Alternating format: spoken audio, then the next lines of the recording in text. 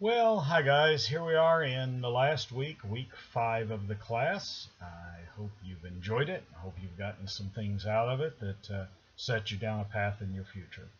Um, this week we're going to look at a couple of things.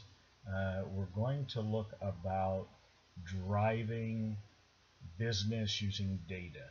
Um, in many companies, at least in my experience in the working world, a lot of companies just wing it. They don't really understand where they're going, what they want to do, how they want to get there. As long as they have money in the bank and they're successful, they don't really look at where else they could be going, which kind of amazes me.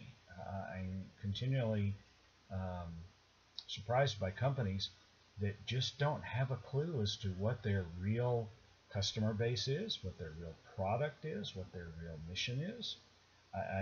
It's just amazing to me. Very early on in my career, I got to read a great book called The Goal by an author named Eliyahu Goldratt. It's out of print now. You might be able to find it in a used bookstore if you're interested. But in the book, it's written as a fictional novel about a man who's a plant manager and trying to struggle with saving his plant and saving his marriage. And it's actually a very good read. A friend of mine gave it to me on a trip, and I stayed up all night reading it because I found it just to be fascinating. But in the book, the author asks throughout, what is the goal? What are you trying to achieve here every time you do everything? And that to me is the big question with companies. What are you trying to achieve every time you do something different? And I think the answer to that is most companies just don't know. It's kind of amazing. So we're going to look at some of those things here. Your discussion this week talks about having a data-driven marketing operations. You know, basically, how are we going to look at doing things? If you have that data, can you be creative with it? Can you be effective with it? Can you analyze where you're going? Can you analyze where you've been? I've talked before about ROI, return on investment. If you have data and you know who you're going after, it makes it much easier to measure the success of it. For your assignment this week, you have to do a paper on how you would decrease the churn rate. Churn, if you're not familiar with it, is turnover. So if you sign up customers and then you lose them, you have to sign up new customers to replace them. That's called churn. You have to return the chain. It says you have to return the chain to profitability. I think if you're churning customers in this model in particular, it's kind of interesting. But you have to use some examples of metrics you would use to measure in your proposal and strategies you employ.